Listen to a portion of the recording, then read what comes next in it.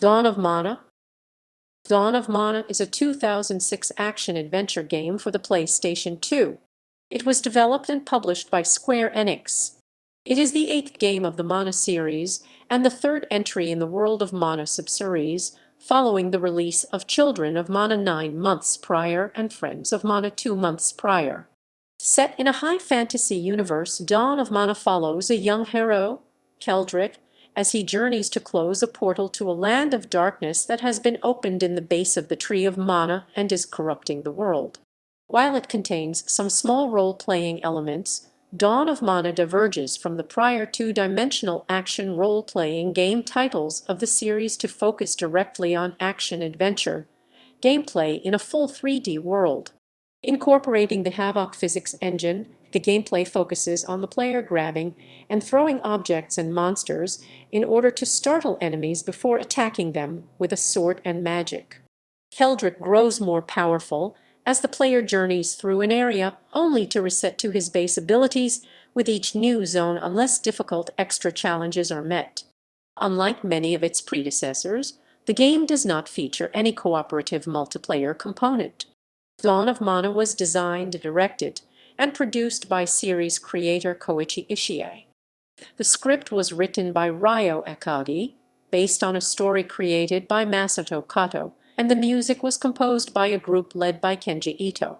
It is the final game in the series to be developed in-house by Square Enix. The game was a moderate commercial success. It sold 229,000 copies in its first 10 days of release in Japan and over 410,000 copies worldwide by the end of 2008. While critics praised the graphics and music as beautiful and lush, they found the leveling system annoying, the combat controls difficult and frustrating, and the story trite. Gameplay, gameplay, gameplay, gameplay, gameplay, gameplay. Unlike previous games in the Mana series, Dawn of Mana takes place in a full three-dimensional world in which the player characters navigate the terrain and fight off hostile creatures. The player controls the main character, Keldric, and is followed for almost all of the game by a fairy spirit, Fae. Unlike previous games in the series, Dawn is an action-adventure game rather than an action role-playing game. As such, gameplay is focused on movement and attacking enemies rather than leveling up character statistics. Keldric is able to run, roll, and jump through the game world. Keldric has access to a vine-like plant attached to his arm, which can be used at any time as either a sword, a whip, or a slingshot. The sword can be used to hit enemies and objects, the whip can grab and throw enemies and objects, and the slingshot can throw collectible pebbles as projectiles. Fae can cast magic spells, selectable by the player. The combat system in Dawn of Mana is called the Mono system, based around the Havok physics engine. Almost all objects in the game, including enemies, are movable, allowing Keldric to throw objects at enemies or even throw other monsters. Keldric can either throw objects in the direction he is facing, or can target a specific enemy or object to aim at them. When something is thrown near an enemy, they panic, resulting in a counter over their head that counts down to 0 to end the panic. While panicked, enemies take more damage from attacks and spells. Defeating enemies when they are panicked gives the player two types of medals, which can either boost the player's health and attack damage, or mana and magic damage. Throwing multiple objects can panic enemies more. When the panic meter is greater than 99, the player can receive better medals. Defeating enemies also grants experience points, which raise Keldric and Fae's level up to a maximum of 4, granting higher health, mana, and damage, and granting new spells and attacks. In addition to being throwable, many objects in the game are also destructible. The game is divided into 8 chapters and a prologue. At the end of each chapter, the player is graded on their performance, and all of their statistics and medals are reset. The only items which carry over between chapters are emblems, which are given to the player for achieving high scores in a chapter or defeating hidden monsters. High scores are achieved by defeating more enemies and defeating enemies with high panic meters. In addition to the main game is a challenge arena, accessible through the main menu, where Keldric can fight timed battles against powerful foes. Keldric can fight alongside AI-controlled pets in these challenges, found in eggs throughout the game. The challenge arena also contains a shop, which contains emblems, eggs, and bonuses like extra music, or higher game difficulties, which can be bought with money dropped by enemies throughout the game. Plot: Dawn of Mana opens on the fictional island of Illusia, a place where the giant mana tree lies dormant. Much of the story takes place on Fadil, a continent composed of the five nations of Jad, Topple, Ish, Wendel, and Lorimer. At the start of the game, Ritzia, a maiden in charge of tending to the tree, and Keldric, her knight and the player-controlled character, have left their village to find Ritzia's missing pet. While they are out, Illusia is attacked by King Stroud of Lorimer. The pair rush to the Tree of Mana, thinking that Stroud intends to attack the legendary beast that lies sleeping underneath its roots. While searching for the beast, Keldric finds a seed of the tree which attaches to his arm and can transform. They also find Faye, a spirit child who can cast magic, and joins them. When they reach the center of the labyrinth of roots, Stroud's men catch up to them. They had been searching for Ritzia, not the beast. Stroud intends to open a portal to Mavolia, a land of darkness sealed away for centuries, and believes Ritzia is part of the key, as a maiden had been a part of opening the portal before. Stroud leaves with Ritzia to find the rest of the key, and Keldric and Faye chase after them.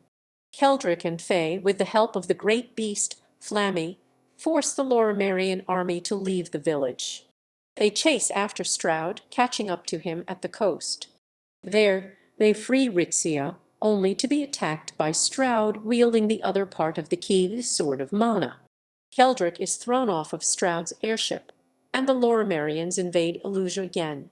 Stroud opens the portal, and a wave of dark energy is released, transforming the tree, turning the people of Illusia into monsters called Grimleys, and releasing dark monsters from Mavolia. Keldric and Faye flee and head for Fadil. A year of wandering later, the dark energy has begun to affect other countries in Fadil. Keldric discovers in Jad that Ritzia plans to release the Mavolian energy to cover the whole world. He and Faye journey back to Illusia, only to discover Ritzia seemingly possessed and saying that after she runs away, Keldric meets a masked stranger who tells him that he was the one to close the portal centuries ago, sealing up the maiden who had opened it, Anis, inside. He also reveals that Stroud is Keldric's older brother. When Keldric and Faye reach the portal, they find Stroud and Ritzia fighting. Stroud is trying to prevent Ritzia, possessed by Anis, from destroying the world, but is being mutated by the dark energy. Keldric defeats the mutated Stroud and then fights Ritzia. Realizing that the only way to close the portal is to defeat Anis, he is forced to kill Ritzia along with her. The spirits of Ritzia and Faye then merge with the Tree of Mana, the portal is sealed, and Illusia is restored. Development. In 2003, Square Enix began a drive to begin developing polymorphic content, a marketing and sales strategy to provide well-known properties on several platforms, allowing exposure of the products to as wide an audience as possible.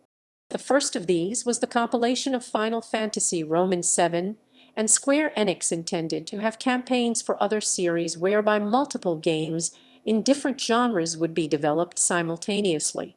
In early 2005, Square Enix announced a World of Mana project, the application of this polymorphic content idea to the Mana franchise, which would include several games across different genres and platforms.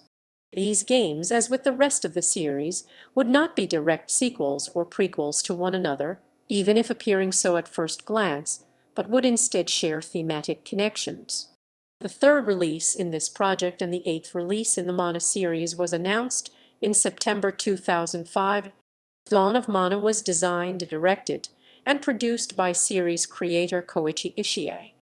The script was written by Ryo Akagi, based on a story created by Masato Kato. The main objective of the development team was to convert the entire Mana world into a 3D environment, rather than just starting from scratch graphically and adding new elements to the gameplay. Ishii had previously wanted to make the 1999 PlayStation game Legend of Mana a 3D game, but the console had been unable to handle his vision of the player interacting with natural-shaped objects in a full 3D world. He wanted to create a Mana title that could explore the feeling of touch in a game. After seeing the Havok physics engine in a demo of Half-Life 2 at E3 in 2004, Ishii decided to use the system in Dawn to give players a visual link between environments, objects, and characters. He hoped the physics engine and 3D graphics would allow him to create a world where players utilize a variety of actions to alter the world. Although Ishii has said that the games in the series are only thematically connected, he has also asserted in an interview that Dawn is set 10 years before Children of Mana, which depicts the aftermath of the cataclysm of Dawn. Music. The score for Dawn of Mana was composed by Kenji Ito, while Tsuyoshi Sekito and Masayoshi Soken contributed numerous tracks, and Grammy Award-winning musician and film composer Yuichi Sakamoto wrote the theme song, Dawn of Mana. Tracks originally composed for earlier games in the series by Ito, Hiroki Kikuta, and Yoko Shimomura were also arranged for Dawn of Mana by the main three composers. Sekito focused on the game's boss themes, while Soken worked on other battle music. Ito had previously composed the music for the first game in the Mana series, Final Fantasy Adventure 1991, as well as its 2003 remake Sword of Mana, and for the 2006 Children of Mana. This was the first soundtrack in the Mana series to feature work by Sekito Soken, or Sakamoto, though Sekito and Soken had worked for Square Enix previously on other titles. The music of the game covers a range of styles, including rock, classical, and orchestral. Sakamoto drew inspiration for the theme song from the image of the Mana tree shown at the title screen of the game. The album Seiken Densetsu for original soundtrack Sanctuary collects 106 tracks from Children of Mana on 4 discs and is nearly 4.5 hours in length. It was published by Square Enix on January 24, 2007. A promotional album, Breath of Mana, was released along with pre-orders of the game in Japan on December 21, 2006. The 13-minute disc contains 5 orchestral and piano songs, all composed by Ito, 3 of which did not appear on the full soundtrack album. Reception. Dawn of Mana sold over 229,000 copies in Japan by the end of 2006, 10 days after release, and was the top-selling PlayStation 2 title in Japan during its release week. As of November 2008, it had sold over 340,000 copies in Japan. The game sold 70,000 copies in North America by November 2007. Upon its release, Dawn of Mana received generally poor reviews over a wide range, with numerical scores that range from 30 to 80 out of 100. Reviewers praised Dawn of Mana's graphics and character design. GameSpot's Kevin Van Ord called it colorful and pretty, and praised the particle effects, while a reviewer for Game Trailers noted the gorgeous in-game cinematics. Gabe Graziani of GameSpy also called out the cinematics in his review, calling them beautifully rendered and animated, and the highlight of the game. IGN Jeff Haynes liked the scale and variety of the 3D environments and called out the character models as worthy of praise. Andrew Fitch of 1UP.com, however, described the level design as chaotic despite the charming, candy-coated graphics. Joe Juba and Matt Miller of Game Informer said that the environments are pretty bland, but praised the rest of the graphics heavily. Michael Beckett of RP Gamer said that Dawn of Mana's visual style is highly impressive and especially praised the character design and color palette. The music was also praised. Van Ord called it the highlight of the sound design, and the Game Trailers reviewer claimed that Dawn of Mana had a lush soundtrack filling every moment of the game. Beckett also praised the music and noted the callbacks in the largely orchestral score to previous games in the Mana series. The gameplay was heavily criticized by reviewers such as Fitch of 1UP, who disliked both the way the character abilities were set with every new area and the inane and mundane system for collecting emblems, criticisms echoed by GameSpot's Van Ord. The game trailer's review added that the way the characters' levels and abilities were set in each area saps the sense of accomplishment from the game as a whole. Haynes of IGN also found issues with the targeting system for attacking enemies at range, finding it ineffective, and also criticized the leveling system and the game's map. Graziani of GameSpy felt the targeting system was one of the worst parts of Dawn of Mana, along with the camera system, a complaint also raised by Haynes. Both Fitch and Van Ord focused their criticisms of the controls on the Havok physics engine, which they felt was poorly utilized and left the player feeling out of control, unable to aim when throwing objects or easily control the character during the game's jumping sections. Juba of Game Informer felt that the physics engine left the controls laughably uncooperative. The game's story was also not seen as a highlight. Graziani called it trite and fan service, while Fitch deemed it a bit of a never-ending story ripoff, though a charming one. Beckett of RP Gamer called it a somewhat trite tale of boy chases girl and noted a general lack of closure to the story.